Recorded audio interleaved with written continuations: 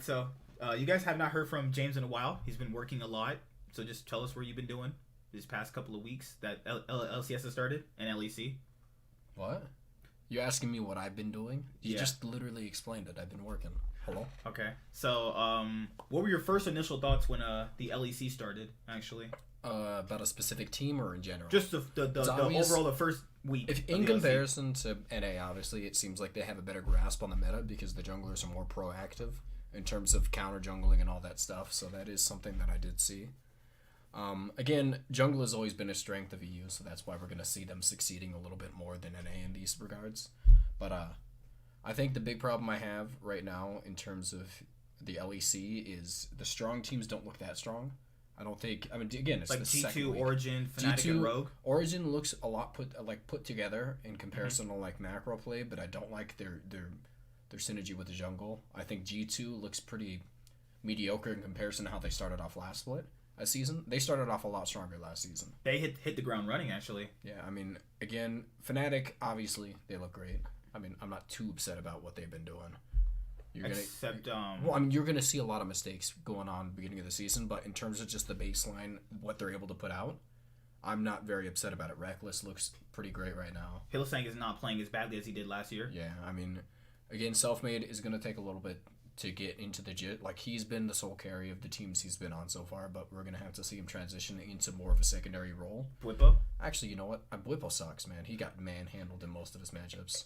he had that Rengar top game against Sakurai. I don't care about Sakurai. Sakurai was actually pretty solid last year. He's actually not a bad top laner at all. He's not, but Bwipo, in my opinion, was better than Licorice when they first both came into the season, but Licorice has steadily improved, where so has Bwipo has actually got worse.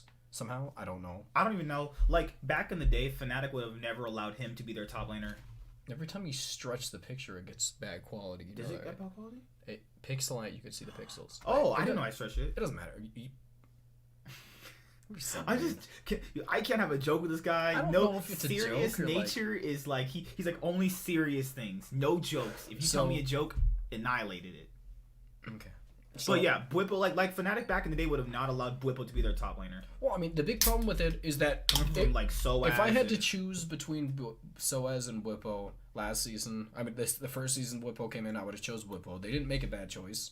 The problem is that Soaz sucks still, so it wouldn't have made a difference if they if they kept him or not. Why don't they just buy Cavalshard? Well, an actual pretty serviceable, really good top laner. Don't say serviceable. He's quite a bit better than that. But, I mean, the thing about it is, again, Bwipo has stagnated to the point where I'm not very impressed with him. I mean, if you've seen him against what's his name? What was that guy's name? Oh, which team was he on? Origin. Oh, Alphari. But again, Alphari. I mean, but he's been known as a good top laner anyway. Alphari looked not great last year for the most of the part. I think Alphari was one of the weaker top laners for a lot of the year last year. I think he steadily improved and was really good towards the end of the season, but. Alphari is on fire right now in comparison to Bwipo. It's obvious the difference between what a mediocre top laner can do in comparison to an actual competent top laner can do for your team. Bwipo, again, I think he is serviceable on specific tank characters, but he's really just not good like in being flexible enough to be able to play these carries. I don't like we've seen him succeed on them. I will say that, but I don't think consistently, I would say that I would put him on a carry.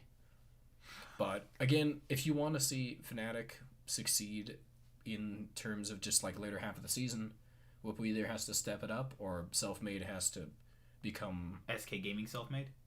Well, I mean, I'm not expecting that. He's not going to play that well. You think that was just a one-year monopoly? Monopoly. Or anomaly. Anomaly. I got the word. You did get the word. No, I don't think he's worse than that. If you put him on a team where there's a lot of bad players on it, he's going to look good again. But the problem is that in a team that has a bunch of solid players around him, and not only is he not going to be able to do these little crit, like Rek'Sai kind of builds and stuff, not only can he not do that, but he can't take some of the lane CS. And like, just look at the state of the jungle right now. He cannot afford to fall behind in terms of CSing, so he has to both CS consistently and gank constantly. So his what's it called? The balance that is required this year wasn't prevalent last year, so it's going to change up a lot of the junglers' kind of pathing and stuff. His whole I'm going to constantly gank kind of like play mindset. towards one side of the I'm map. saying constantly gank kind of mindset is not going to work as well as it did last year because the jungle XP is just too gigantic right now. Like you could literally be 4 levels behind your like enemy AD carry. But again, I mean, if I want to point out players or teams that look pretty solid, it's obviously going to be Origin, G2, Rogue. What do you think about them? I mean, in comparison to last year or right now? They're a team now. Their team now. Well, what I'm saying is, I mean, you could compare them to I last had year. higher expectations last year than I did. I had high expectations at the end of last season for them this season, and they did not live completely up to it yet. I mean, again, they don't look bad, but I expected a little bit more because they came off last season actually being looking like they were on fire. They just weren't able to put it together fast enough. But right now, I would say that they're still a middle of the pack team. Really? I still say they're top 4 material. Top 4 is I Yeah. don't know. I think having inspired Larson and Finn gives you a pretty good edge. Hansama's actually played a lot better. You know, it only takes 5th place to be middle of the pack, right? That is sad, actually. I mean, it's well for EU now. I mean, for there's EU, 10 teams. Well, no, because it's like for EU, you can clearly see where there's a big difference between like first, second, and third, and then there's middle pack, and then there's Vitality. What I'm saying and is, Schalke. I think Rogue is not in the top 3. He's not capable. They're not capable of being that good. Again, they still look solid. They're still gonna make it to the playoffs. If the season plays out how I think it'll do, like if they consistently play it to this level, they'll make it to the playoffs. But it doesn't matter about that. What I'm saying is they don't have what it takes right now to make it to Worlds. Where so was last year, I expected them to make it to Worlds. If they had put it together fast enough, they would have made it to Worlds. What are your biggest disappointments so far? I mean, obviously Schalke. Holy crap! I mean, Schalke. I have them 5th place in my power rankings. Schalke has a good team in terms of just like 2 solid players. Romney and Forgiven. Everybody else is horrible. Abudaga has improved steadily. Abudaga looked better at the end of last season than he does now. He's making improvements where you can see it, but they're playing so badly that you can't see the full extent of his improvements. I disagree with that. I think that it's really apparent that he's not his caliber of play is just not successfully being able to translate. Because again, a lot of the reasons they're not succeeding is not only like jungle pressure, but it's a lot of the mid lanes losing their the pressure being exerted in the mid lane to the point where he can't keep up with them. Like they're losing around the map, except for they're not really losing that hard in top for the most part, and they're not losing bot usually. Dreams of Forgiven are not a bad. What I'm saying is, it's obviously there's somebody that there has to be a lane that's losing. Mm-hmm. In my opinion, I think mid lane is probably this lane that's struggling the most, and jungle sucks. There's no excuse for that. There's absolutely no excuse. But people should not be surprised about that. Gilius, I expected him coming in to suck. I mean, Gilius was always middle. He was always average though. Like when he came into the league, everybody was always impressed because he was not good. As much as he promoted himself, but he was never terrible. But he's been horrible right now. He was always what's a jungler you could kind of compare him to? He was more or less so a jungler that could get you wins if he played at his absolute best, which was average. Now he's just good lord, he can't even play Jarvan correctly. It's sad. But yeah, I did not expect him to come in being good. I already know he was not even good. There's no way you kick off a TCL team, come over and you're just gonna be as good as he was before. There's just really not much I can really put much hope into that and go. He didn't make it in TCL. He's lost his spots on multiple different teams for various reasons that are pretty much the same. He's just a lackluster jungler. That's all he is. He's an average jungler who's always been replaced by above average junglers. That's just all it is. You always look for an upgrade, and he's an upgradable part of the system. And with how impactful jungle is consistently, as impactful as it is now, even though a lot of people like to say it isn't, jungle is still the most impactful role early game, which means that it's necessary to have a good jungler if you want to have a good early game. But they don't tend to see it looks like they have a comp, for the most part, they have Forgiven and Dreams, which is, in my opinion, a pretty aggressive early game bot lane. They have Odoamne, who's serviceable in most metas, and then they have an Abbedagge, who plays like he's an early game mid laner. But usually he loses lane usually. But he has the aggressive tendencies. How did you like Forgiven to come back to the LEC? I think he's been playing fine. I mean, he's been playing pretty well actually. In terms of his team, I think that's the biggest reason as to why he's not succeeding as well as most people wanted him to. If you replace Forgiven and you put him on does their record change? No, let's say you put Origin on, like, let's say you put Forgiven on Origin. Would they be actually, would they be over What's Fnatic? his name on Origin? Upset. I mean, I think they would still be in good shape. I mean, Upset's great. Or if you put Forgiven and Vander back together, like I would the say, HTK days. I think a team that would do well with him, again, Rogue wouldn't be bad with him. But Hansam is pretty serviceable. I think Hansam is good. Yeah. I think Forgiven is a little bit better. Maybe a little bit. He would make one of the top tier teams way better. What I'm saying is, I'd like to see him on a good team before I could actually put more. What's it called? Because it's hard to see how good an ADC is when his team is bad around him. It's not. It's almost not. But possible. you can see where he's actually really good at. His laning phase is obviously still strong. I mean, I'm not worried about him being a liability on anything. But your question mark was Dreams coming in more than Gilius actually, because you thought Dreams wasn't that good on SK. Dreams, again, the big portion as to why I think he was not the difference maker on that team. Where I think that jungle support is actually really impactful, and I think the reason that they were winning games was not because of him. Obviously, I mean, just Crown Shot was the big. If he pops off, we win the game, and that should not be an inconsistent thing if you have a good support. And again, he covered up for a lot of self-made look like what? Less pressure around mid lane. So I mean, made who's that mid lane that before? Purian? Purian, yeah. Yeah, so self-made would like gank for Warlip, and then Dreams would roam up to mid to protect Purian so he wouldn't die. I'm just gonna say Dreams is average at the very least. Yeah. I never said he was bad. I just don't think he's that good. Like, again, with a ADC like Forgiven, I wanted a little bit better of support.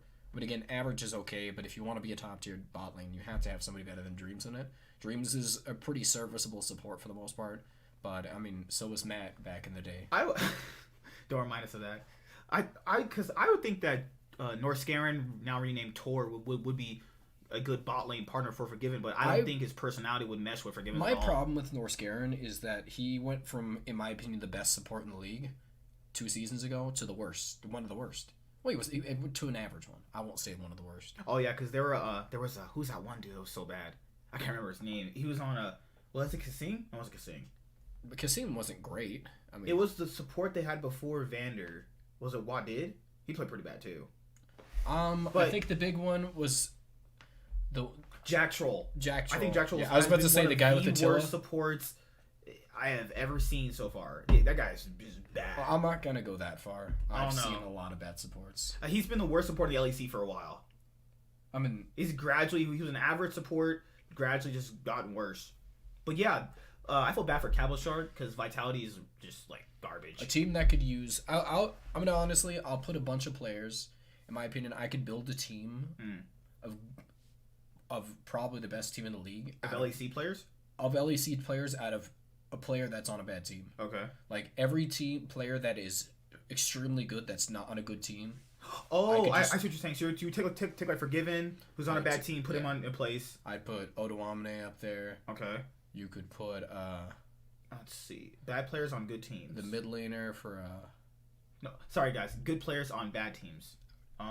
Good players on bad teams. Yeah. Yes. Okay, because I said it reverse. It's hard to say if a team is bad yet. Obviously, it's only the second week. You can say the Vitality looks. Teams can put it together in instances once they just work out their small. I'm gonna say this right off the record. I have no faith in Vitality putting it together. Have you seen them play? They play like they're on crack. They literally load in and almost do nothing. Misfits even probably look worse. They loaded in for their week 1 performance and did nothing. I mean, no one expected anything from Misfits. They have Febivin, so I think you can get some wins off. Ever since Febin. In his last stint in NA, I think he looked solid. After that, I think he consistently was worse and worse. I mean, he's been on a downward trajectory for ever since his Fnatic days, if you want to go that far. He's had a few pop-up games so far, but it's like he's not. I think you can get wins through him. I think the issue with Misfits is that there's no star players. Their rookies are not as good as the other rookies, but the other rookies are on the teams with the veteran players that aren't that good. So it's making them look bad. What about Mad Lions? What do you think about them? I mean, again, I think they're actually pretty good. I don't think they're as bad as I expected. Again, I don't know. The rookies are actually pretty good. What I'm saying is, like Shadow is pretty good jungler, actually. I'm saying you can't know how good a team is going to be based off of rookies. If they're all unproven talents and you don't watch their games, like there's not much I could say about expectations going in. I thought they'd be a little bit bad because they didn't really have veterans. Humanoid has been the bad player on their team, actually. Yeah, I mean, again, they didn't really have veterans on that team, so I expected them to be pretty, underwhelming. Lackluster. But again, Humanoid was the most experienced player on that team, from my knowledge, right? And he's had the most deaths so far in the LEC. But for any mid so far. Again, you can't build a team without veterans and expect them to do good. I still don't think they're going to work. They're either... I don't think they're going to pan out later on towards the line, but I do think they're going to be pretty solid at the beginning half of the season. I think you have a very, very serviceable team who could at least almost get you in the playoffs. I think they could make the first spring split playoffs, but unless they put roster moves, they're not going to make summer splits. So what's the last team we talked about? Vitality, Schalke, Misfits, G2 Origin. Which one have we not talked about? We talked about Excel. This Dark Horse team, I think. Again, one of the best top jungle kind of combos in the league is Cagel and Expect. Cagel and Expect. Expect is, in my opinion, just, if we're including this year, he's looking like a better version of Impact. And then Cagel's just one of the most underappreciated junglers in the league. He doesn't get enough respect. He does not get any respect, and he's genuinely the entirety of the last year, I would say, in my opinion, he was the best jungler in LEC. But again, you can't say that because he didn't have the results.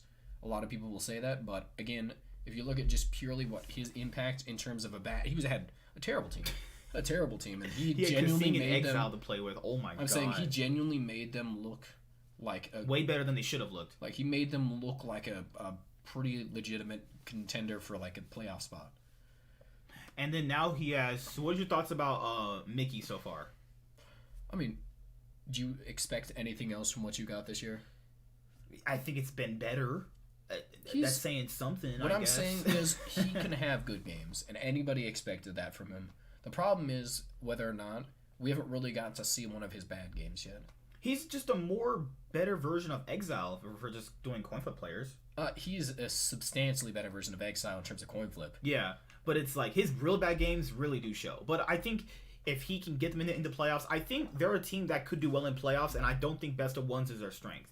Because they don't really have a team for best of ones. Because best of ones is all about better players in every single position, who's going to have the more aggressive sides of the map to really play forward. They're a team that looks like they could do well in playoffs. I actually think the exact opposite. I think they're going to do a lot worse during playoffs because, again, when it comes down to just pure strategy and all these stuff in terms of comps that you have to build in comparison to the first game and build off that and all these stuff you have to work around learning them game by game. I think they're bad at that. I think they're more of a surprise tactic team that does really have a solid team, but in terms of macro play and all that stuff, they're going to struggle towards that kind of stuff. Because in their best of ones, you can see they're attempting to play macro. They have a solid team. Again, they don't have a bad team. They are not contenders though. They're not contenders. That's the sad thing. But they are somebody I would say don't sleep on this team. I could say if G2 went in sleeping, they would lose to this team.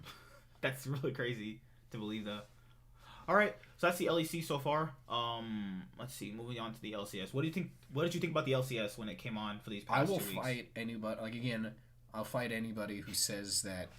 Whoever says that FlyQuest. You told me somebody said FlyQuest was going to end at 4-0. You told me somebody said those words. That was Hedgie. I don't know who. I literally have the message. He said, "Can't wait for FlyQuest to start 4-0 and CLG to start 0-4." One of those came true. Probably maybe after that. I don't know. I haven't watched the TSM versus CLG game yet. Okay, so but most likely I'm gonna say TSM won because CLG looks like crap. Again, worst team in the league. They're bad. Not true about worst team in the league, but Golden Guardians might look better. Not sad. I don't want to say it, but CLG has pieces. Okay, so you know how you play support games, and it looks like when you're trying something, and then the team is just not clicking very well, even though you're trying your best to win. That's what CLG looks like.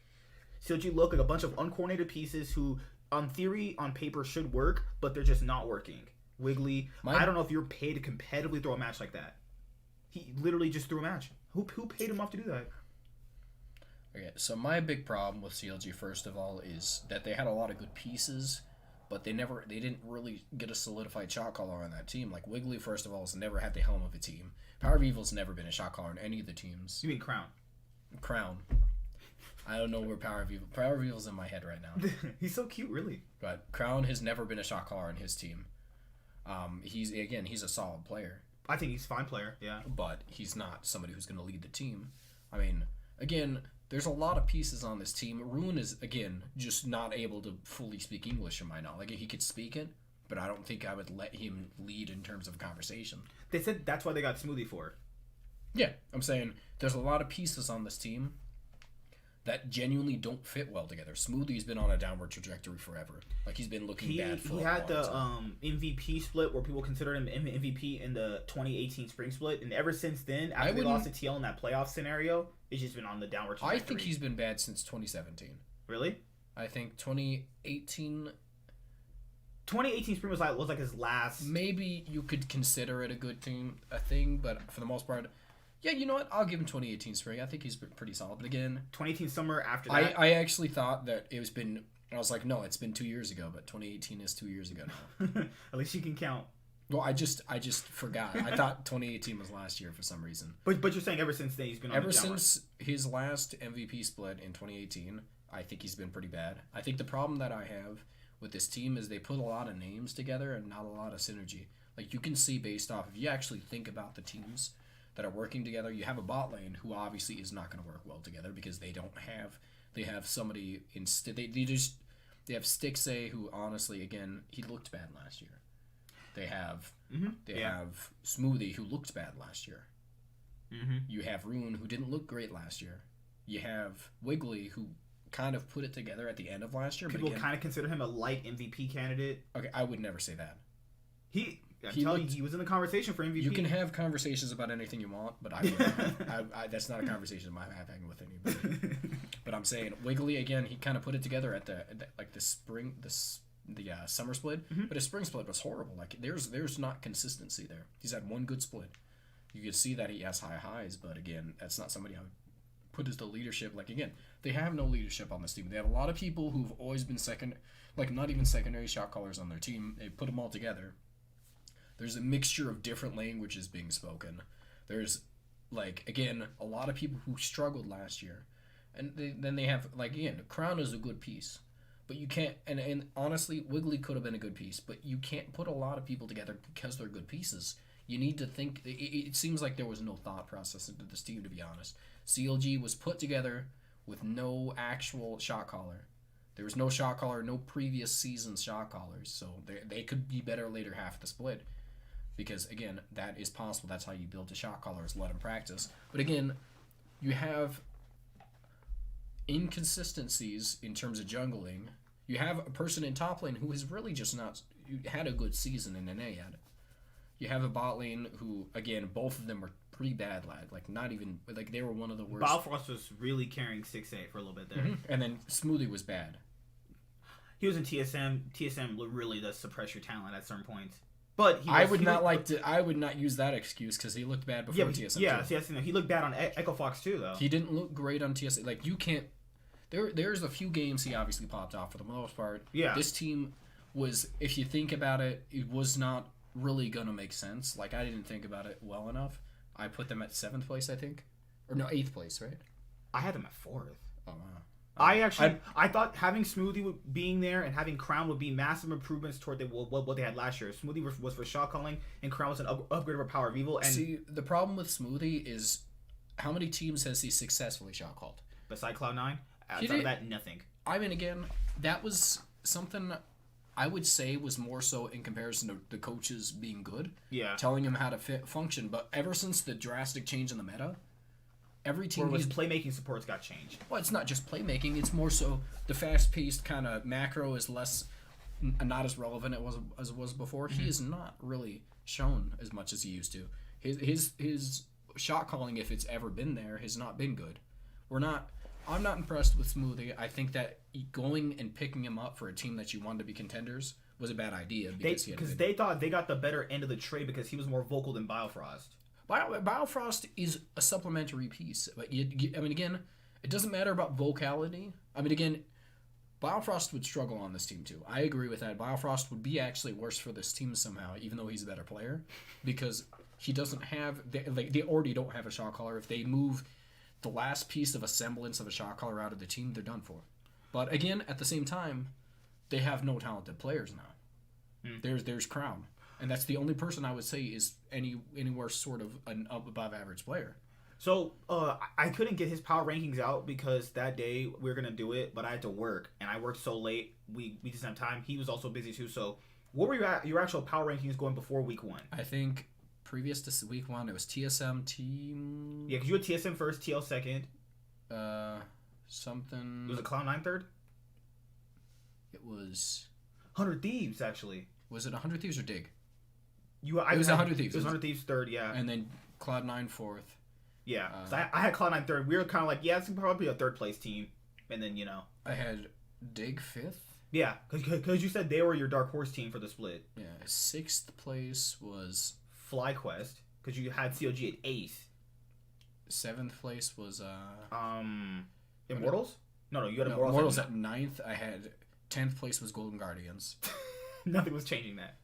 7th place was who's the other team we're forgetting? we're forgetting a team. Yeah, just one team we're forgetting. Did I say Evil Geniuses? Evil Geniuses. Yeah, Evil Geniuses was your 7th place team, right? They were 7th, I think, and then 8th place was CLG. Again, I mean, I had some hope going for CLG. Why did you have Evil Geniuses as 7th, though? Do you think they were playoff caliber material, or what is their team again? I'm trying to remember. Jizuke, Svenskaren, Kumo, But again, they had a lot of people, same kind of situation, but they actually had a shot caller, so that's why I put them above. For the most part, I mean, Evil Geniuses just had a lot of people who struggled last year. That's just the reality of it. Literally, besides Svenskaren, all of them were played pretty. I'm gonna say bad. I thought they would be somebody who could be a genuinely like 3rd place to 4th place team if they all got back to their form. If it all clicked. Like again, Kumo looks really good in the academy. Kumo, I mean, what's his name? Jizuke could put it back together. I honestly did not know why they picked him up. I literally thought you could have went with Pobelter or Demonte. Pobelter and Demonte. I mean, Demonte maybe. Pobelter. I would have went with Demonte actually. Demonte is somebody I would say so you could pick up you could put a secondary like kind of what's it called import slot into one of the other roles. Because the reason why I had them at like 6th place was because I think I think I had them at 6th or 7th. Bang and Zazel. That does not seem good. Zazel seems like a player like Wolf, where it could work with Bang, but he's just so much more worse than Wolf that it doesn't really make a difference, even if he likes to lane. Bang likes to lane with players like Wolf, who will kind of, leave the lane, help out, and then, come back and help him. But Zazel, he can do that, but he's going to do it at a way worse rate than Wolf. So the best player on this team is obviously, in my opinion, so far, Bang. I do think he's been performing the best out of everybody.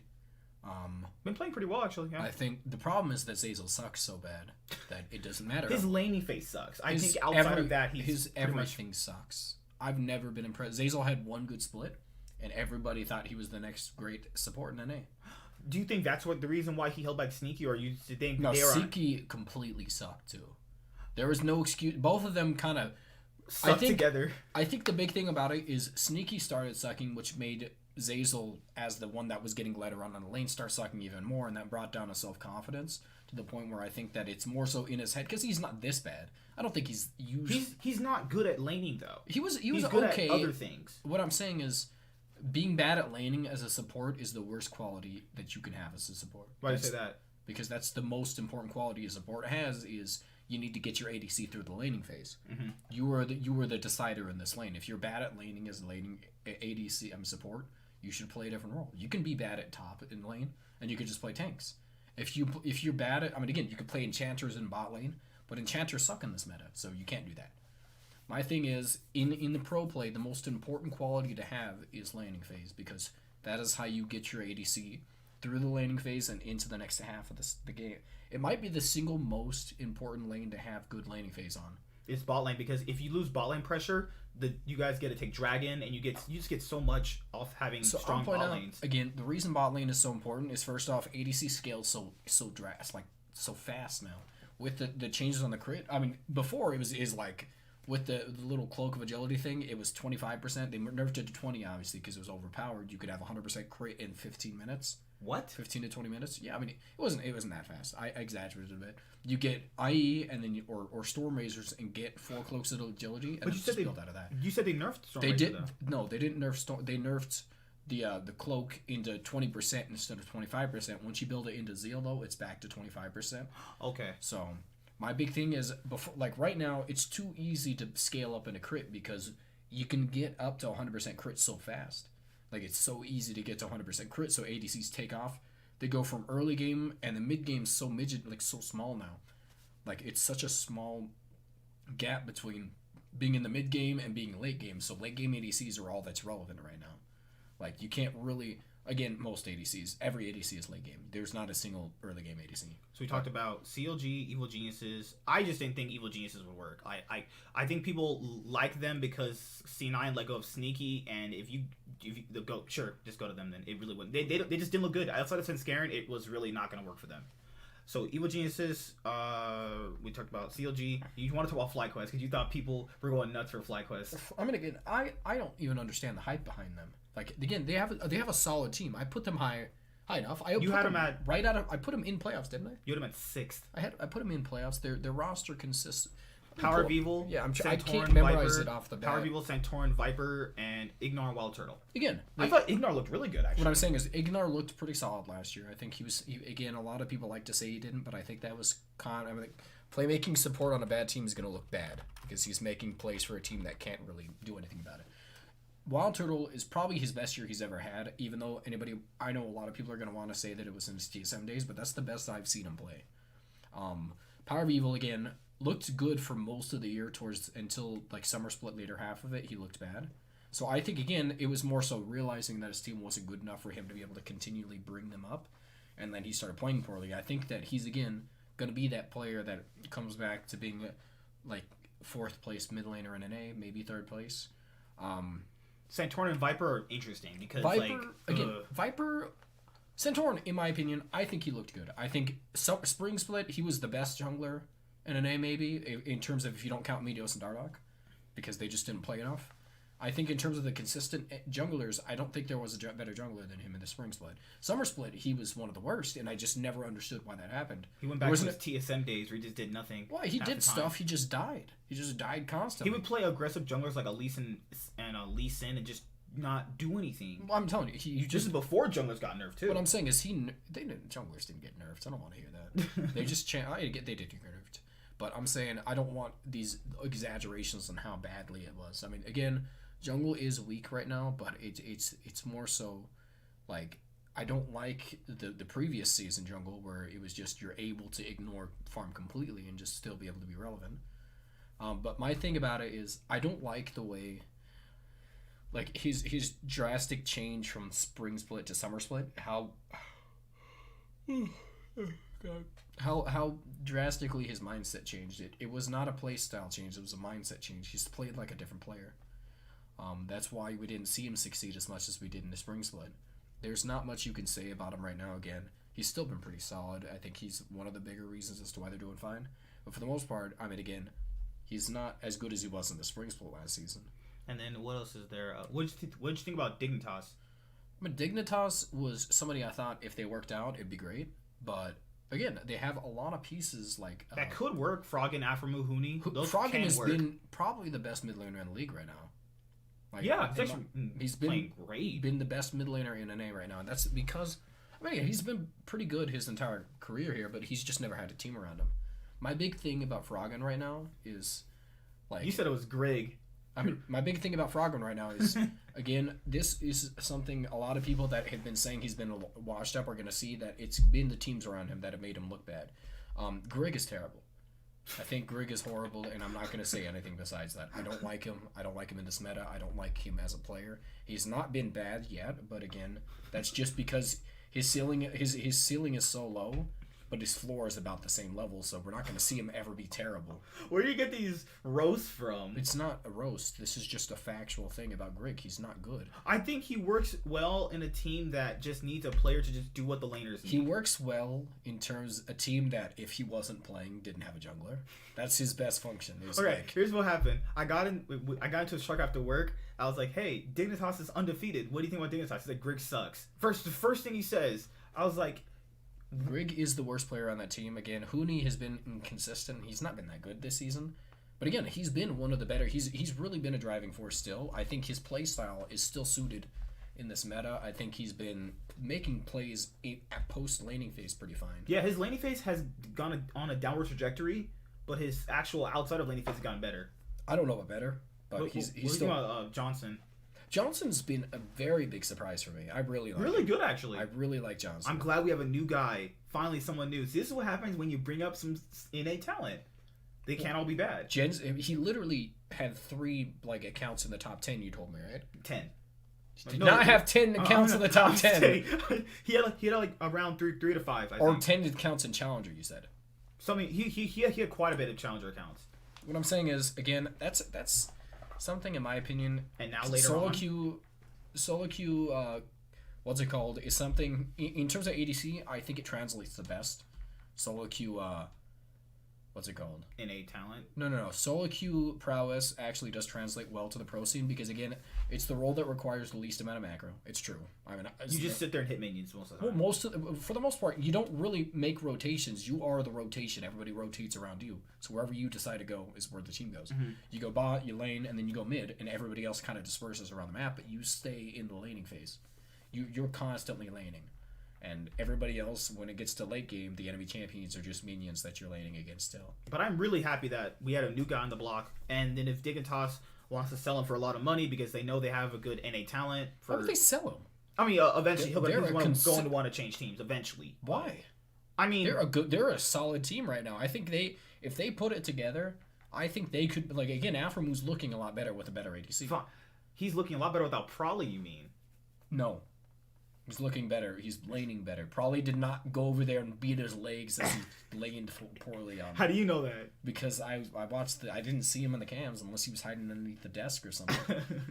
Oh my goodness. All right. So what do you think about your favorite team?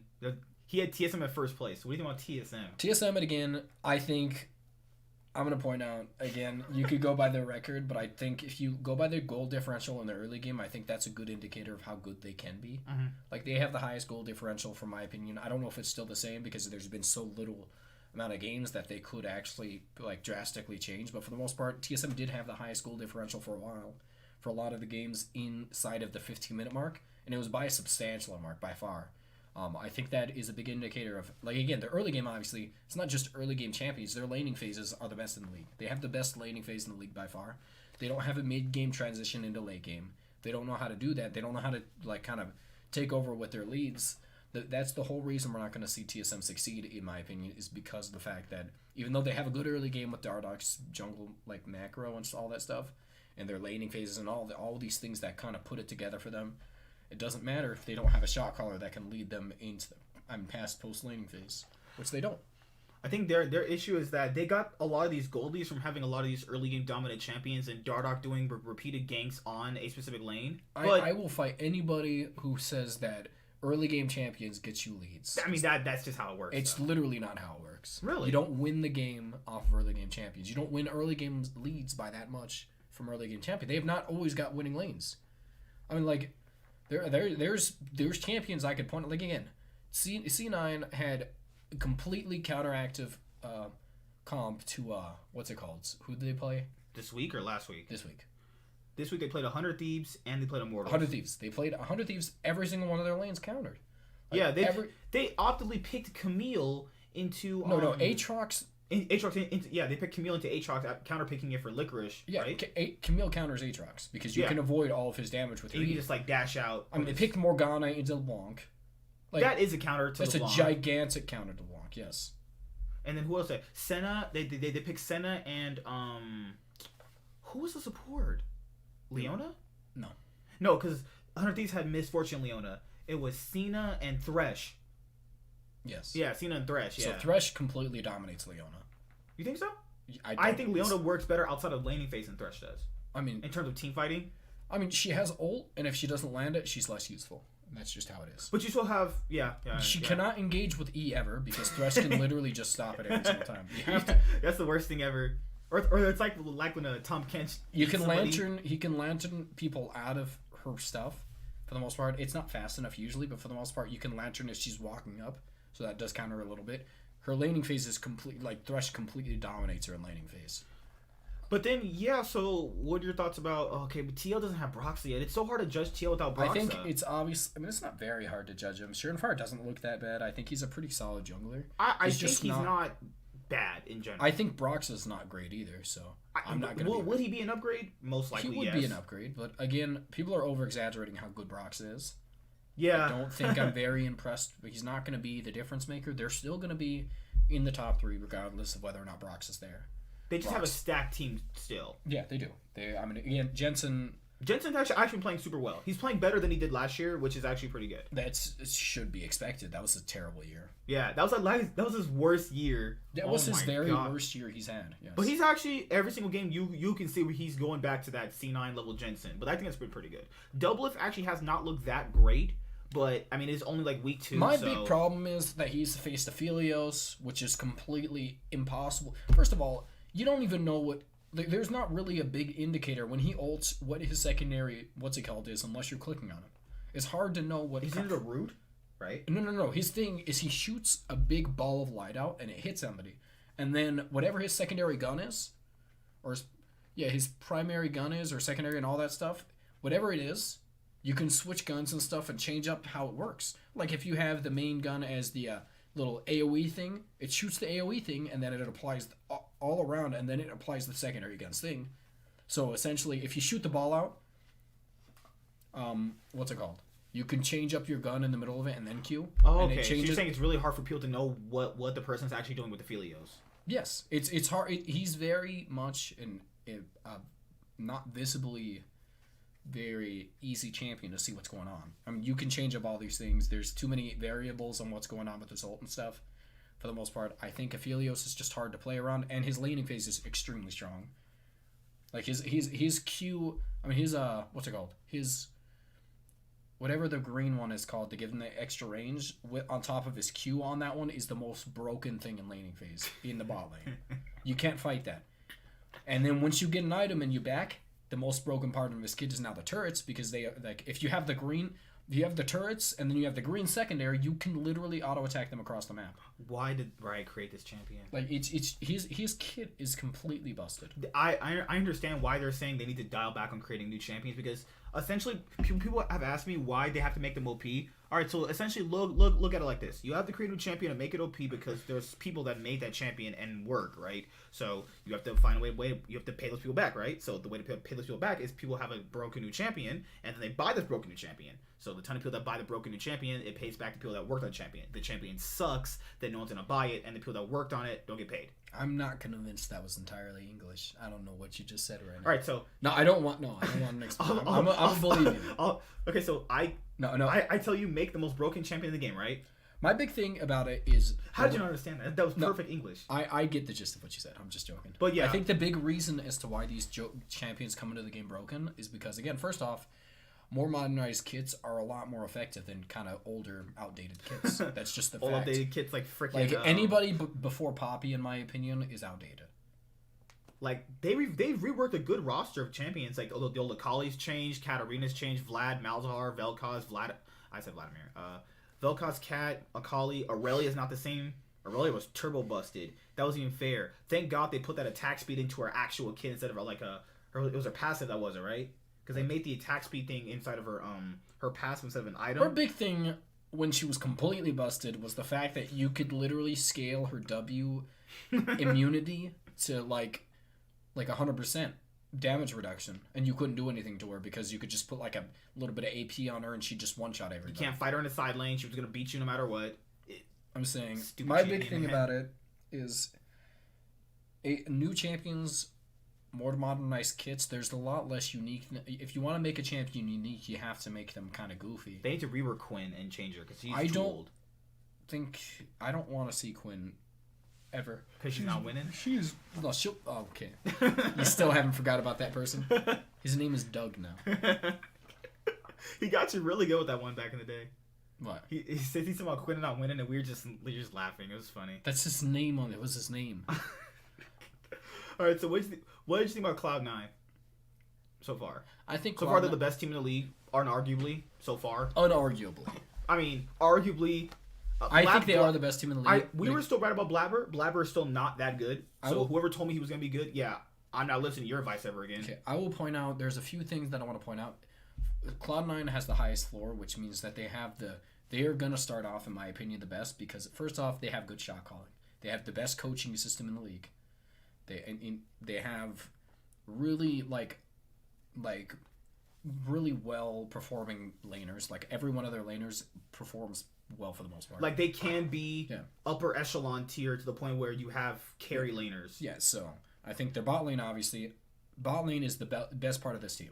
Right now, I know Lakers is playing like big upgrade flashy, for bot lane compared to what we had last year. What I'm saying is, right now, as it stands, Sven is the best ADC in the league. And I don't. It only took you a year to get that right. It only took you. I was the exact literally last year I put him at number 1. I told him that double was gonna be better. He was like, no, Sven's gonna be better, man. Just trust me. Well, again, there was a lot of things that factored into him not being better. Without a doubt, if we're talking about pure skill, Sven is the better ADC. Even last year, I still think that was the case. He just played really. I don't know what it was wrong. I don't know what was wrong with him. He just didn't like being on TSM. I'm gonna point out again. First of all, the coaching staff. TSM, the environment, all that stuff, there's a difference between them, obviously, because the team, the players that they keep sending over to Cloud9 become good players once they get there.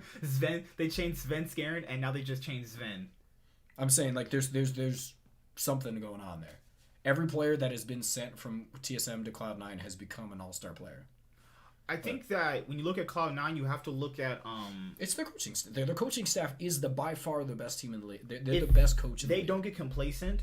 Like they've had, because they've been first place in other splits besides this one. Remember back in 2017 and 2018 spring, they were like first place for a little bit there. If they get complacent, they're not gonna win because that's the thing. They get so complacent sometimes that they think they can be beat, and the better teams with the much better players, when they finally get that click, they actually do beat them. I think that's it doesn't matter about complacency. If your ceiling's not as high as somebody, you're not gonna be able to improve better than them. My thing about Cloud9 is I think they have they still have a high ceiling. But their flow is the highest also. The floor is the highest also. So they're literally just going to be able to be better. I think that with the coaching staff being able to put them together in the early half of the season, with them to be they're able to what's it called? It's the friendly environment that they got going on there. Their macro's solid. Their the macro is solid again because they have the same shot caller. You still think Blabber's not that good? I think Blabber is not impressive. He's been out jungled a few times already. But their lanes have won so hard that it didn't matter. But that will eventually get exposed, though. I do think that. That's why I'm saying that their ceiling's not high. They have, in my opinion, the most detrimental problem with this team is even though they have good laners everywhere. Every single one of the laners, besides Niski, again, I want to point that out. I think Niski is solid, but he is not good enough to compete with upper tier mid laners. Just imagine one day Cloud9 does the biggest thing in NA history. They just buy out Bjergsen.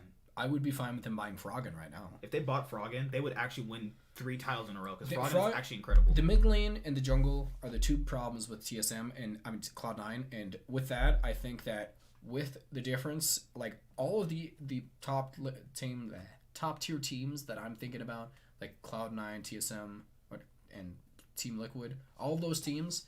I don't know why I said Cloud9. We're talking about Cloud9. Yes, but I like TSM and Team Liquid. These teams have good everything. They don't have a weak part of their team, really. I think, for the most part, that's not something I see in Cloud9. But at the same time, they function so well as a team, it doesn't really matter. And I think that so their thing is that they don't have the better players, but their teamwork counters Their teamwork is going to be the difference maker. But again, at the same time, in the summer split, if these teams can put it together, they're just going to be better. These are going to be better teams than them, unless Cloud9 really just works on their macro play. Yeah, because usually you said smarter macro teams can work out better. I think it can work out better, yes. It's something, again, they have a gap in skill that a lot of these top tier teams don't have, but they make up for it because they're one of the most synergized teams that you'll see.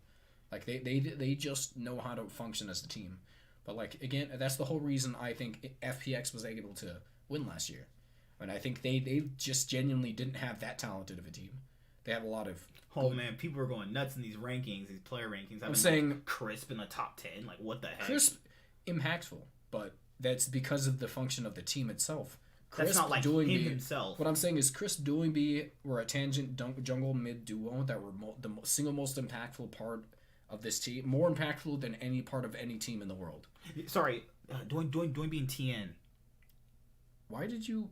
No, because remember how I told you people have had Crisp and no, what I'm saying LWX is, in there? No, I don't... LWX... I don't... My big thing about it is LWX wasn't completely over... again, he's not that good of an ADC. I think he's a pretty solid ADC. He didn't die at all. And statistically, he was one of the best performing ADCs. But if you actually look at his performances, I don't think he's that impressive. TN and Doumbé, sorry, I don't know why I thought Crisp was... I forgot Crisp wasn't the jungler. But again, Crisp, he's a solid player. I think he's one of the worst, in terms of the top tier teams. He's one of the worst at his position. I don't think he's able to compete with a lot of them, but for the most part, I think that Tien was an overachieving jungler that did not deserve to get the attention he did. Again, he just worked really well with the macro play that Doingby was able to put out. Doingby was the smartest player in the world last year. Obviously, like if you see the things, he'll generate pressure, know where the enemy top laner is going to be around the map, so he makes plays in either the top quadrant or the bot quadrant, depending on that. If he can catch the jungler at any point in time, he'll know where he's going to be at from there on and make plays around the opposite side of the map, and that's the reason as to why he was able to succeed so hard. Tien was a beneficiary of that. I think that's the whole reason as to why he got boosted in terms of people's power rankings of him. I think that, again, Doingby may not be the best laning jungle. I mean, again, he wasn't even close to the best mid laner in terms of laning. Oh, not even close. But he was the single best mid laner in the world, and like Caps can never be as good as Doingby because he cannot output the level of. I think Caps is better in terms of everything else that's not shot calling. Well, no, he's only better in mechanics. Yeah, because like if you have a player that knows how to work around, it's basically like having a coach in the team. It's more so the level of shot calling Doingby was able to put out with all these things. I think the problem with like a player like Caps is that it's all mechanical play. If you can mechanically outplay Caps, he's done for. Oh, plus Doingby was super flexible. You don't know what he was picking. What I'm saying is, if you mechanically outplay Doingby, it doesn't matter because his impact around the other half of the season, I mean, the map and all that stuff is still going to be there because he's going to try and make plays around the map regardless. And Doingby deserves all the credit. Again, I think in terms of just players, I think even though he's mechanically not the best, he is the single best player in the world last year because of that specific reason. I think, again, it also came down to IG just not being as good as last year. That's another reason. I think Griffin just not being able to play to their best capabilities was also a big reason. Like, we're not going to see these teams do as well because, I mean, again, Griffin is not going to play at their best constantly. They're just not that good. They have UCal now. I don't care. I don't care about this year. I was talking about last year. Oh, yeah. Man, Griffin. But I don't know how we got on. How did we get on to Griffin? You're saying that better macro teams and teams that play together better can do better with players that have star players. Yes. There we go. There we go. See, I'm glad I'm here. I gotta get to ring you in. I forgot what we were talking about. Yeah, we're talking about if you have a better functioning team, it will work out better with players than star players because G2's players could have all taken on the FPX players. I mean, if you're taking on SKT and beating them, you can take on FPX's players. I think it's not that big a gap for that. I mean, they even beat Damwon. So, I mean, like, FPX wouldn't have been that much more of a bigger difference, but yeah, at a certain point, sometimes the clock strikes midnight. You ever seen Cinderella? The clock strikes midnight on your luck at one point. FPX actually did show again. I think because they lost to Fnatic though. They lost one game to Fnatic actually. They lost to J Team. I mean, again, it's a big thing about it is first of all, FPX at their highest is incredibly good. Yeah, they're inconsistent, and that's what I said at the beginning of the season. They were just never consistently that good. Even though they went really their record was amazing in China, their game play was not incredible every single game. Like they lost, they honestly struggled in a lot of the games towards the weaker half teams, but they weren't able to close out. They lost to J-Dog in the spring semifinals. I remember that. They struggled a lot. Stop calling them J-Dog. JDG. That's their nickname in China. What people call them on like the Weibo accounts, they call them J-Dog. Okay. That's what the girls call them.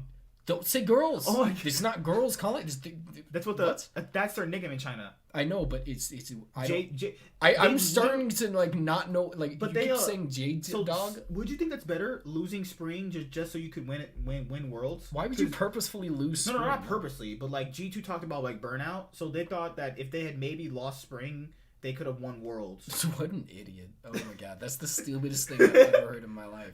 What if SKT said that? I would still think it's stupid. No, because you don't lose purposely. It's like because you play from January to October. My big thing about it, and you get burned out. First of all, their support didn't play at all. Their support literally had an entire season to not burn out. Yes, I'm saying my big thing about there's again burnout affects everybody. If you're getting burnout, you're just not enjoying the game as much as anybody else, which means that you're going to be burnt out regardless of whether or not you play or not. There's absolutely no reason as to why losing the spring split should benefit you. It's not smart. It helps you. This spring split is more so a testing ground ever since the terrible, like, the terrible format changes Riot put into effect. I hate them. Oh yeah, LEC has them literally too. just copy any major sports and we're fine. Like all you have to do. But I mean, the Monday Night League. That's the only thing NFL Red Zone. Where but you know what? In Monday Night League, when you play Monday Night game, it literally affects your record. But it does for the Oh yes, the spring split, huh? Oh. No, it doesn't do anything because spring split doesn't matter at all, except for going to MSI, which really doesn't matter. Yeah, because MSI has so little teams compared to Worlds that you can't really judge who's the best. MSI gives people international experience, which just think about it. What team has came out of MSI better? In NA. SKT. In NA. Oh crap. TL from last year. TL looked already dominant in NA. We say look even better. Would not really. They were a bit more better than when they came in. I don't know. CLG looked worse coming out of it. TSM looked completely worse coming back. They looked worse both times coming back. What I'm saying is, if we want to point out, MSI doesn't. I mean, what's it called? International experience works to an extent, but if you get used to playing to different types of play styles that aren't relevant in NA, it's going to really make you struggle in terms of coming back and playing against these teams who don't play like that. But again, it's not bad for you. I don't think it's bad. It helps you towards the later half if you're looking to be one of the contenders. But my big thing about it is... not happy with these format changes when I told Spring split meaning nothing is the least... Like, I don't even care. Like, these games, whatever. Who cares if Team Liquid gets last place? Because, like, it doesn't... This spring split doesn't have an effect on anything else in the rest of the year. The players care. That's the thing. I don't think they don't care. I don't disagree with that. But they wouldn't allow themselves to get. What I'm saying is, I want to care. I want to care about these games more because, again, this spring split means nothing right now. It's just more so entertainment. This is a preseason. A bunch of preseason games because they've taken away all the impacts that these beginning season games have. I don't know what Riot is struggling to comprehend, but they just genuinely don't understand how to function a regular season. They're getting closer. They're not. They're getting more. This is worse than last year. This is way off. This is not better. They changed it from a double game. Again, 2 games in a day. Maybe it's difficult. Now that we're spreading games evenly throughout the week, double game, like these dual games should make a little bit more sense. You 2 games on Monday. 2 Academy and 2 regular games. What I'm saying is it doesn't matter about Academy. Really? No. Oh. Academy doesn't matter. I know people want it to matter, but as it stands right now, no one really gives a crap about that. No one. It just doesn't. It doesn't have the impact it should. So what I'm saying is, if we're gonna swap the games, spread them out through the rest of the season, there's gonna be like what is it less than 2 hours a game sometime, and that's nothing. Like no one wants to watch less than 2 hours a game out of their day. They want these. If you're gonna spread out the games anyways, you might as well make it 1 game in the Monday night to make it a Monday night game, and give it a dual game, instead of just watching 2 different teams play real quick. Like. Swap the format back to double. I mean, what's it called? Best of 3s.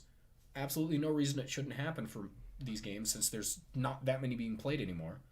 Like again, maybe people don't want to watch and maybe the production value comes down, but in terms of quality, I think that it should be best of 3s if we're not having them all on the same day. Like it doesn't make sense to have best of 3s when there's only two games of days of games a week.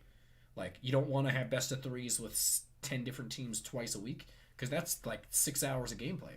But when you have there's actually people that will watch that. Well, I don't care about them. They're not gonna. There's not enough of them to make it profitable. But what I'm saying is, if there is, what's it called? If there is, a larger amount of weeks of a day that we're playing, there should be a best of 2. These regular season games should be best of 2s to best of 3s again. And not only that, they should honestly have, like, what's it called? There should not be 2 splits. I really think that the best team with the best record should go to Worlds, and then the rest of the seat, like again, whoever go to MSI. So that beginning half of the split, I mean, it still makes a difference, and you can still make it to MSI without a secondary play. You don't need a playoffs to go there. Whoever has the best record goes. So you think they're gradually getting to a point where they're basically saying spring doesn't matter? Because these format changes basically say that. What impact does spring actually have now? Besides MSI is the only thing that is a thing, and you have to care about MSI. What's the thing about MSI is that if we're factoring in, so there's LMS, not LMS, LMS doesn't matter. Let's count them out. They're called PCS now, but it doesn't matter. LPL, LCK, LEC, and LCS, right? So there's what? 4 of those teams that go, right? So out of what percentage is that if one of the teams goes out of the other 9 teams? And well, China has like that is China has 10%. And what if you count China's 20 teams? How would that matter? Out of one You out of just 20. half it. So you have 10% for each of them, right? Okay, so if there's 10 teams and one person's going. Yeah, so that's 10%, right? But I'm saying for China, If they how many teams do they have? they have 20, right? That means it's 5% of the teams going. So let's say that's 30. That's 35%. Okay, so literally a third or fourth of the league is not even going to MSI. That's how much My big thing about it, MSI is really interesting. I No, think I it should think still it's fine. exist. My big thing about it is They that should add in more teams to make it more interesting. I will fight you. Why I will not? fight you. And who cares The about problem with it is that they don't have enough teams. that? No, it doesn't need to be longer. That's just going to not extend. longer. It will be longer if you add more teams. If you just need one more team for each region to go, the first and second seeds. That's it. I would say not third seeds. First and second seeds should go. Okay, so that still makes it longer. You doubled the amount of teams there now. They play best of ones anyway, though. I mean, for a little bit, and then they get to playoffs. they play one playoffs. That's the playoffs you like, where it's the one day your performance matters. So I mean, it's still like that. you want the playoffs to matter and not have double elims for us. Double eliminations is so dumb. It takes away the beginning games have no actual impact. They literally, again, you lose, but who cares? You can still win the game again. You get a little buffer zone, but that's all the only use. And then if you get to the finals, what are you going to do? You have to win twice? You have to win twice now, so it doubles the days of finals? No. So if you buy tickets, yeah, it does. No, because there's not double finals. There's basically they worked it in a way that the top 2 teams will still be the top teams will still be in finals. So what you're saying is there's double elimination, Yes. but there's not double finals. So Yes. if you get to the final, that doesn't even make sense. Who cares if you lose now? That literally does not. I tried to explain it in a certain way that made it sound better, but that's what it is. You don't care if you lose the first time. The first loss doesn't matter. You can literally just mess around and then just lose. What you can do is mess around and then just go win through the losers bracket. Because who cares? You could win through the winners bracket, get to the finals. I think you would have to win like twice. You could also make it through the losers bracket to the finals too. But you're not gonna have a double finals there because there's still a spot in the bracket where it's just a final spot. There's not because 2 finals would mean there's 2 spots there. In the very final spot, there's just 2 teams. So my big thing about it is the regular season. It should be 6 teams. I mean, if it's gonna be 1 playoffs, I guess 8 teams is. I don't really like it. I don't hate 8th place teams. I think that's just bad. I just don't think 80% with the small amount of teams that are actually inside of the region. If there was like 20 teams, I could see 10 teams making it. But right now, if we had 12 teams, I could argue 8 teams could be fine. What I'm saying is there's not enough teams for it to be more than 6. Even 6 is a little bit more, but I mean 6 is reasonable to an extent. What I'm saying is you need to play at this point where I think that in the playoffs you play 1 full season. Again, the problem with it is that with some of the regions have promotion tournaments, which is the reason as to why they won't swap it to 1 season alone, because it doesn't work for them. It's not really beneficial for Korea to have a format change like that. With the promotion system, they have too many teams coming in and out. I don't care about Korea though. I think that with NA, we're not having a promotion system. There's absolutely no reason it shouldn't be a singular season. I mean, again, people start off stronger than the bad teams. Who cares? Like, if you start off strong, that is a benefit of the thing, and then you get a high seed, but then you have to prove it in the playoffs. If you can't prove it in the playoffs, who cares about your seed? Because just factor into the regular Super Bowl season. Nobody cared about, like when the Rams got to the finals of the Super Bowl last year, people What are you about to say? Oh, I have to watch what I'm saying. You might beat me up. But, nobody remembered their regular season. All they remember was that they lost in the Super Bowl. I remembered the regular season. See, but when the Eagles won the Super Bowl back in 2017, nobody remembered the regular season. All they remember is you're winning the playoffs. That's all that matters, essentially. The Eagles? Yeah, remember no one cares about the Eagles. Whoa. My big thing about it is, again... At least we put a fight up against the Patriots. I'm not going to talk to you anymore for a little bit, but I think the big thing about it is that I don't like the format of the regular season. I see there's absolutely no reason it should be 2 splits.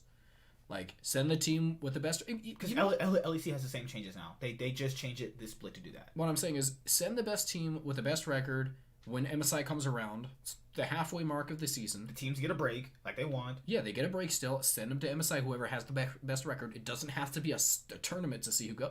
I mean, even then, you could still have a little mini-game tournament to see who goes to MSI. That still could happen. You have a break, but it's not the playoffs. You just have the top 3 teams or top 4 teams have to play against each other in like a little small tournament to see who goes to MSI, and that should make a difference, right? I mean, send the top 4 teams to a little mini tournament.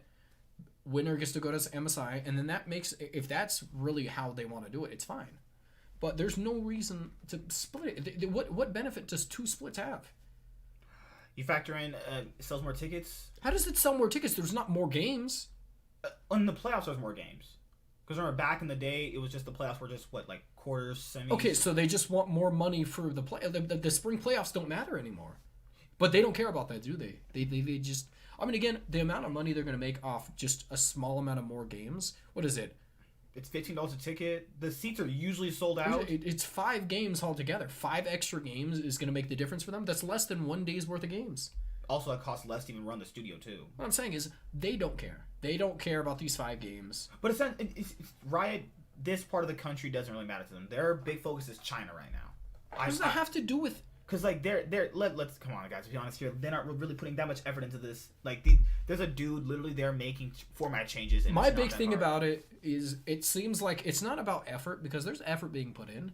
It's about somebody with lack of actual experience or knowledge into these types of things is making... They need to make some unique, like, format, when in reality, it literally just would work if they put a regular season format in and then put a regular season playoffs, because again, I want these first games to matter. You could even have what Korea has, even though people don't like it, even though it should be best of 5. You can have a wild card round, but have it be a best of 5, and the team who wins goes on, the loser goes home. You can have a wild card round and to make it matter, as long as it's I best don't of 5. disagree. I think the NFL has that. Remember the wild card round? Yeah, but I'm gonna say the 8th and 7th place team. They can have a wild card round, best of 5. That's it. Wait, then no, that would make one extra team. It wouldn't work. That's why I said 8. That's why I said 8th and 7th place team don't really matter though. What I'm saying is it would have to. Okay, so 1st and 2nd get a bye, right? Yeah. So 3rd and 4th. 3rd and 4th don't face each other. 3rd place is 6th, 7th. Yes. Or just whoever loses. Mm-hmm. And 4th faces 5th. Yeah, that's how you usually is anyway. 3rd usually plays 6th, and 4th usually plays 5th.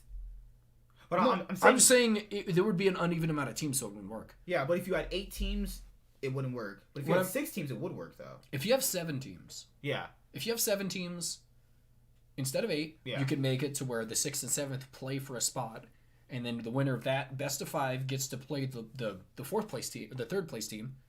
Yeah. And then the 4th place team plays the 5th place team. Okay. Yeah, and then the works. 1st and 2nd place team get a bye into the next round. Yeah, and then that would make it the winners of those rounds face those teams. Well, yeah, and then when you get to whoever wins the first round, if you win the first round, you automatically get a slot into the 3rd and 4th place match, and the winner of that match gets to go to Worlds. So it actually makes it have a gigantic impact. And now you have another round, a wild card round that actually does make sense and has playoffs implications going to Worlds. What does 3rd to 4th place match have? What impact does it have in Worlds right now? It's still that the winner gets to go to Worlds, right? Now it does, yeah. Yeah, I'm saying that's how you can still have it. Well, I like that. Because that's what China does it. China's 4th place match for their Worlds goes. I'm saying I like that concept. The concept of the 3rd to 4th place match player, the winner gets to go to Worlds, is a really good concept. It's a good, I think it's genuinely just puts a little more hype onto it. But the formats of the rest of the season are completely broken. I think that it doesn't function well. I think that if you want to make it work, I think LEC and NA should both, since they don't have promotion tournaments, have one singular split to where, I mean, again, a lot of teams want to say they're going to get burned off, but I mean, other regular season, basketball literally has 82 games a season. They literally have triple games. Their games last longer. And you're trying to tell me we can't play, what is it, 32 games? More? No, just right. We only have 32 regular season games. No, I was saying, you're basically saying that we can't play more, but they can play 80 games, meaning that it's we have the 82 capability games of playing more games. I mean, again, you can rest players. You don't have to win all the games. This is why you have subs, though. What I'm saying is, if you have 32 games a season, you can afford to lose a few games. Like, no one cares if you go perfect. No one cares if you go perfect. Then if you swap it to best of 3s, it starts again. You start getting a little more and more games in there. But again, Riot is not going to do. Riot should do it if it's a what's it called? I like a few of these changes. I think they need to. I think the 3rd to 4th place match is the best change. I don't like any of the rest of the changes. The Monday Night League thing is fine. I like having league on I Monday. agree with that. I do think stretching the games out. But Academy Rush, don't like that. That's stupid. I don't care about Academy Rush. I mean, Academy has good players in there, but I'm saying the issue is that no one's going to pick players up from there, so it means nothing. Well, they have picked up players. The Kumos from Academy. What I'm saying is, I don't care about Academy myself. I don't care if they make like if the players got good enough to where it's interesting. I mean, it would be like college kind of. But the game doesn't function as well as college because there's not enough on the line. They literally just function as a farm league. If the college scene got bigger, I would genuinely be impressed though. That's the only way I would see it happening. But my thing about it is, I will not be satisfied until the specific changes unless they impress me with some sort of change that I wasn't expecting but I like. It took them this many years to have a change. Single one of all of their changes have been terrible this year besides like one or two of them. No, I'm saying that it took them this year to make this long to make a playoff format change. I'm not expecting any more changes for a while. I'm saying, I don't know. I know no one on Riot's gonna see this, but these specific these are the I don't know what to say. I'm so frustrated. I'm so agitated that you guys just can't put together a properly formatted season. Why is it so hard? It's a genuinely simple concept that everybody understands, but somehow you think it needs to be split into splits. Well, what does splits benefit? Who do splits benefit? Well, and that's the thing that's the issue is that when they talk about traditional sports things, yet it's not traditional sports. Traditional sports is literally one season. What I'm saying is, to an extent, a lot of people are going to say the spring split. I mean, the reason that they have splits is because there's so little games that teams who start off really hot at the beginning are going to be able to benefit a little bit more. But again, at the very least, you can change that with a best of 3 concept, but they're not caring about the progress. I think this is probably the most profitable way to make a season work, and that's why they're doing it. It's all about profits to the end of the. I mean, at the end of the day, but these games are not going to work very well if you don't. I mean, not the games. The players aren't going to get better if the format's not fixed. It's not going to be as enjoyable to watch. That's not their problem though. The players don't get better by formats. The players should be good on their own though. That's a stupid concept. You should always make it to the point where everybody has the best things going for them, so you can see the best quality games. They should want that, but again, no, but yeah, it's like when people say that orgs should be people don't like TL because they don't obviously build talent or whatever. Well, it's not TL's fault to build talent. That's a league thing. You know what I mean? I'm not saying. I think those are two completely different scenarios. Riot should be worried about how good players are or not. I know, but orgs themselves shouldn't. Orgs 100% should be worried about how good teams are. I disagree with that. No, they should be getting players. Right? It's Riot's problem. Are we even having the same conversation? What are you talking about? I'm talking about what were you saying? I was talking about them formatting the season in a way that benefits. Again, if they change it, make games happen a lot of the days of the season. Then they make benefit players. That would benefit players because they have not only more team play games, but again they have a lot of rest time in between them because they're not playing a massive amount of games on the same day. They maybe a few games. What's it called? You play twice a week, so maybe they play Monday and Friday, Monday and Saturday, one of those. At this point, so say if we were going to a playoff game, there's no point to even go to playoff games for half of the bracket so far. I'm saying there's no reason to go to. If you go to the summer split and you go to the first game of the season, what does it do? They lose the game. If Cloud9 loses, are you going to be upset? No. Who cares? They can win through the losers bracket. It's the point of when they lose again that you're wow, there's this intense and you're kind of frustrated. Wow, they lost the entire season. But if it's gonna. It doesn't first of all, it's not a properly formatted double elimination tournament. That's poorly done. I don't even like the concept of you get to the finals, then you automatically are in the finals. You get the finals and then you only have to win one series because then there's no reason to win through the winners bracket. But that it's a whole bunch of things. But anything else you want to say before we go? Because I actually have to get up for work in the morning because I have a lot of things to do. I don't like you. Well, do you like women? No. Like Zac Efron? I do not. That's good. I'm just upset. You're lying to me. But again, if you want to let it happen, the system, the system that they got going on right now, I don't care about it. well, not let it happen. If they want to keep consistently making improper moves to function the playoffs and all these regular season games, I don't care that much. I just think it's really frustrating to me to want to watch. I flipped my eyelid upside down. I was trying to rub it and it just flipped inside out. Oh my gross. I was trying to like caress my hair properly. So all around, I think again, I don't really have much else to say. I've been ranting for like. I like the double M thing. I do not like it. The issue, like I've already explained why I don't like why I don't and do like it. Because there's okay. If you want to talk about fatigue and all these burnout things, it's when you start having these guys play high pressure situations, but double the amount of games. These first games don't matter, so again, I still don't like that. Like, I just don't like how they say they adopt traditional format things, yet don't actually do traditional format things. Haven't adopted a single regular thing besides Monday night. And everything else red zone type thing.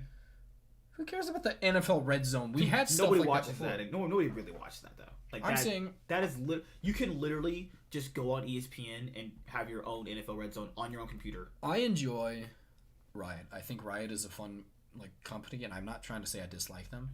I enjoy the changes they've had. I really like the LCS formats. I like all these little goofy things that Riot and Jad all do.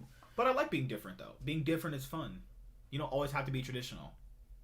I think it's fine to be different, but it's not fine to be unique because you want to be unique. This is not a very well done, unique kind of situation.